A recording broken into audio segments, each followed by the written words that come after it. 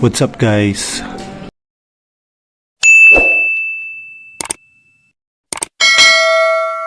It's me Blackjack and welcome back sa aking YouTube channel. At kung bago pa lang kayo sa aking YouTube channel ay huwag niyong kalimutan na i-click ang aking subscribe button. Sama niyo na rin ang aking bell notification para maging updated kayo sa mga videos na i-upload ko pa. Alright, so yan. Andito na naman po tayo sa ating YouTube channel at meron po tayong bagong video. So kung makikita nyo naman po yung NMAX po natin ayan, naka-set up na. Pasensya nyo na yung patungan ko is ganyan lang. Yung lagay ng tubig tapos yung mga bila-bilao pinagpatong-patong ko para yan, maangat ko ng kahit pa paano maangat ko yung aking gulong sa harap. So yun, walang iba, ang patutungan ng video natin is ito, magpapalit po tayo ng tawag dito, wheel bearing dito sa aking NMAX version 1. Gawa ng medyo ano na matunog na siya kapag nalulubak at maingay. Pero pagka pinapa-under mo siya dito parang yan, wala naman. Tapos pagka sinecheck ko yung alog parang wala naman. Hindi ko alam kung yung ang tama niya dito sa may tawag dito ball race, pero kakapalit ko lang yan last year. Pero tinitingnan ko naman siya parang wala naman, hindi naman maalog. So ito kasi yung aking wheel bearing is matagal nang hindi napapalitan simula nabili ko yung motor. So almost 6 years na rin. So yan, bumili tayo sa Shopee. Yan, so, makikita nyo may nakabalot pa siya. Binuksan ko na siya. Ito yung binili natin, NTN bearing. So try natin to kasi siya yung pinaka mura sa halagang 25 pesos isa na wheel bearing. So try natin siya. Then ang size ng NMAX ano natin is 6300. So automatic yan yung size, ganyan. So yung loob niya, ganito yung itsura niya guys. Wait lang, buksan natin.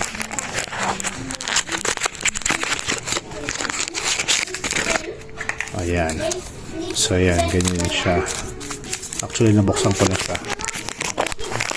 kasi nung chinek ko. So ito siya. So kagandahan nito para yung may cover na yung bearing natin. Then makapal din. Hindi siya tulad ng original na wheel bearing, pero ito tatry natin yung NTN bearing.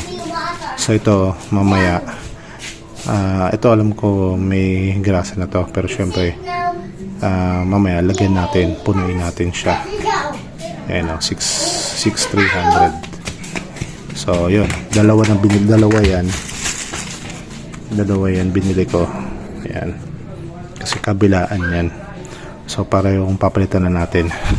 Yung nakaraang video natin nagpalit tayo ng brake pad Ayan, so goods naman yung brake pad natin. At ngayon naman is papalitan natin yung ating wheel bearing. Sayang nga lang hindi ako nakabili nung ito, yung dust seal. Pero mukhang okay pa naman yan. Mahalaga is yung wheel bearing muna. Alright. So ano muna natin, baklasin muna natin yung gulong. So yung paggamit, yung gagamitin natin na pambaklas ay gagamitan ng impact. Then open wrench, close wrench. Tapos wala tayong puller.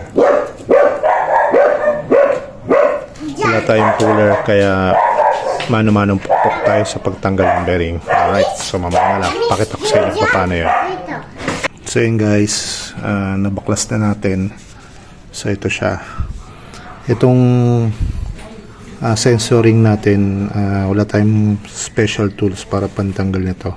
Kaya mamaya ingatan na lang natin siya na wag mabengkong kasi malambot lang to. So yun, tama nga yung hula natin, nasira na nga yung ating wheel bearing kasi titingnan nyo dito guys, ayan guys, maalog na, ayan o, ayan, sobrang alog niya, kaya talagang ramdam ko yung parang maingay, ayan. Pero yung sa kabila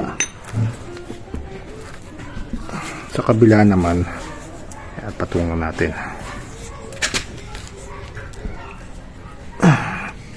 Dito naman sa likod niya, ayan,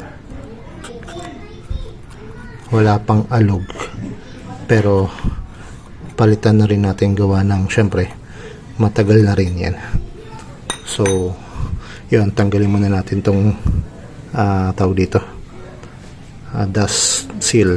Alright, so mamaya na lang ang pagtanggal niyan sikwatin natin siya ng flat screw. So wala tayong pamalit, kaya dahan-dahan ko siyang tatanggalin. Kumbaga ingatan natin na huwag masira.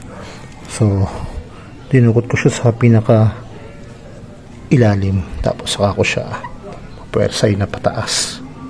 Yan, parang ganyan. Sana matanggal ko na matiwasay. Alright, so mamaya na lang. Ay, sira tuloy. So hanapin ko muna yung pinaka safest way niya. Right, mamaya na lang.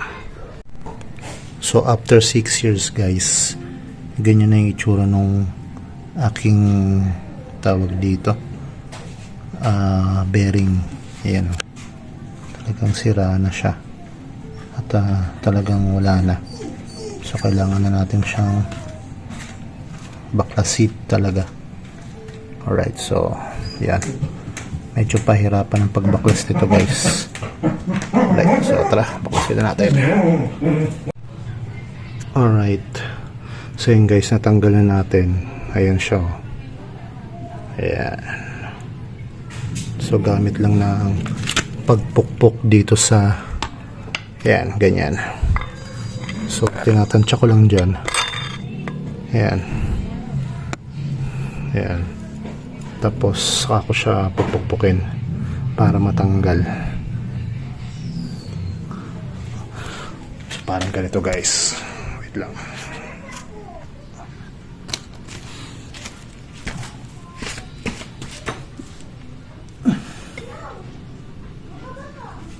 So yan.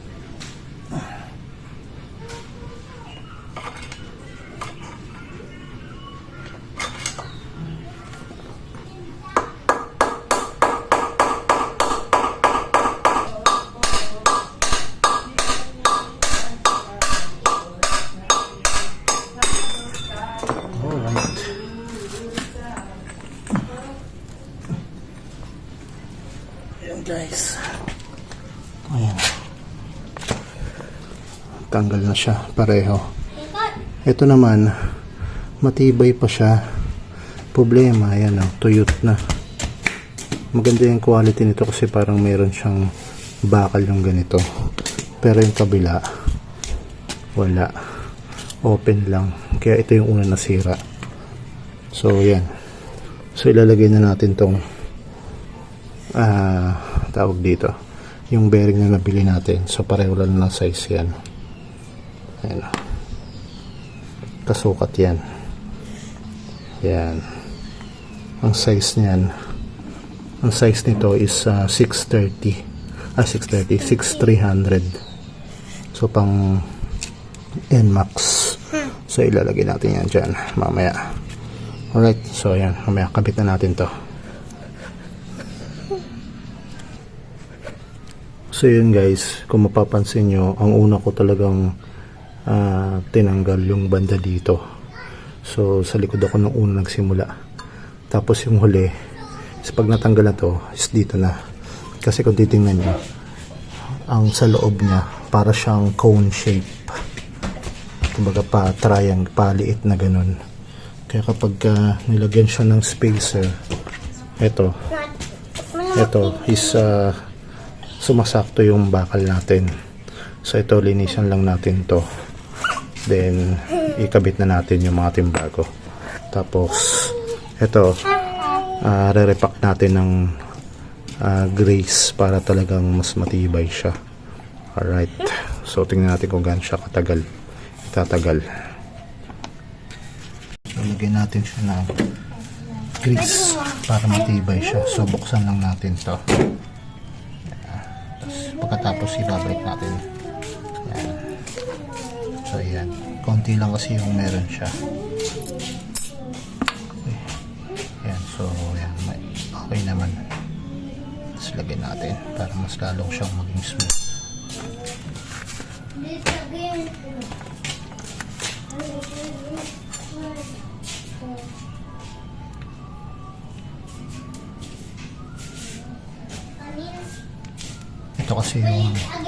Ito kasi yung nagiging buhay ng bearing natin, yung grasa.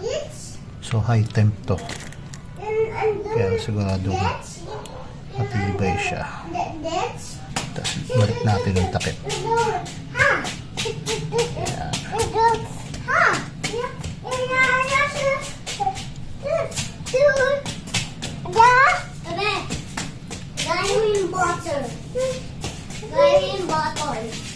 So yung paglagay nito ay kahit saan naman yan.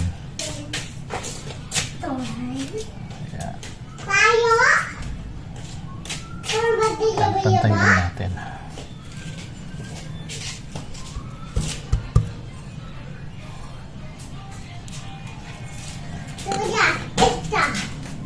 Saka natin siya tuking paloob. Tapos gamitin natin yung dating bearing para pantay natin siyang may papasok. Tapos dahan-dahan lang. Wala tayong rubber mallet kaya martilo lang. Yan.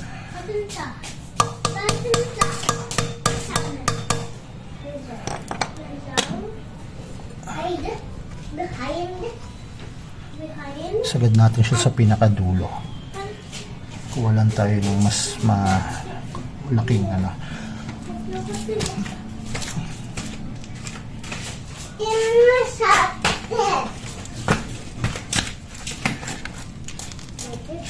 Yan. Para hindi masira yung seal.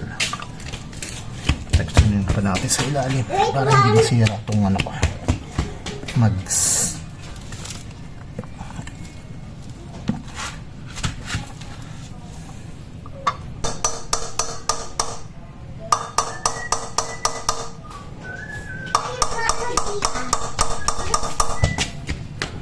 Pukpukin nyo lang hanggang dulo. Tapos mararamdaman nyo naman kapag matigas na siya. Pag sagad na.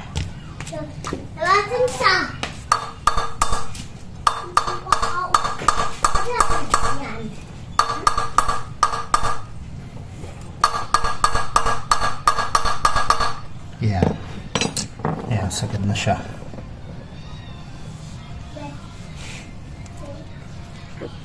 Yan siya. Tapos ngayon sa kabila naman.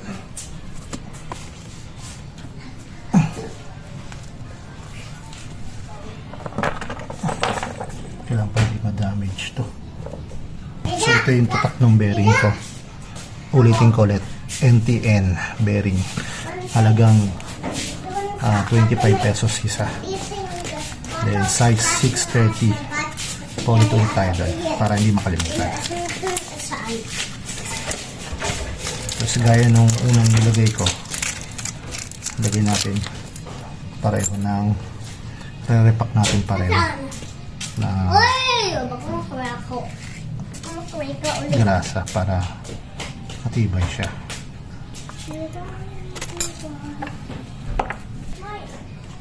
Tapos itong tawag dito, yung bakal sa loob huwag niyong kalimutan na ibalik. Kasi pag wala to, hindi magiging balanse yung ating gulong. Kaya bago nyo makalimutan, balik nyo na. Yan.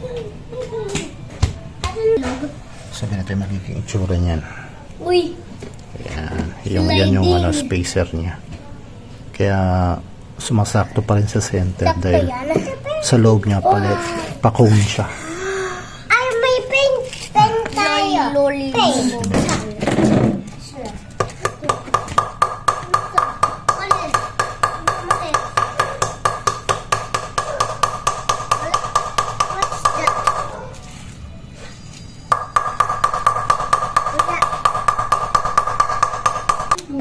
Tapos gamitin natin yung size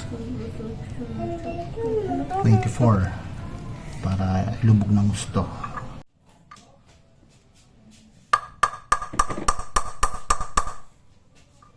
Black to sa pinig ko.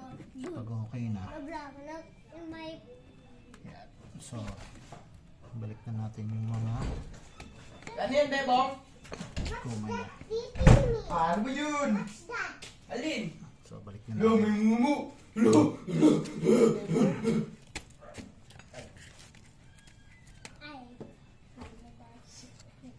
What's that?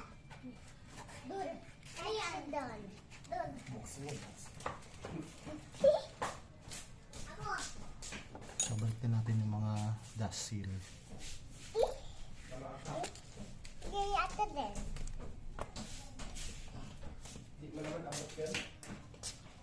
Kabit ko na pareho yung bearing natin Pero ito ba? sa ano, then nabalik na rin natin yung mga dust seal, tapos yung Natin dito. tawag dito, Yan. washer niya, pinaka-washer niya. Tayo. Tama ko lang, tama yung hindi. Tapos Ito ata. Tapos Ayan. zap dito. Galing ka naman. Tika. So, ibabalik na lang natin siya. So, yun. Mamaya na lang pagka nakabit na natin yung gulong natin. Doon ka Alright, so kabit na natin siya. dito. Alright, so yun guys. Nakabit ko na siya. So, yan o. Wala nang ingay. Ano na kagad siya. Smooth. Smooth na ulit ang ating gulong sa harap. Tahimik na. Alright. So, medyo magulo lang yung video ko. For today's video mahirap pala to kasi first time kong magbaklas nito at medyo challenging talaga sa akin mag DIY nito. Buti na lang kahit papano napagtyagaan ko yung mga tools natin. So yan, ito yung bearing na matagal na, ever since nabili ko yung motor. So goods and quality talaga siya, original. Pero yan, naubusan na rin ng grasa. Ito yung nagsalba sa akin, yung matibay na mahaba, at natanggal ko to, dalawang to, pag pok. Alright, so yun.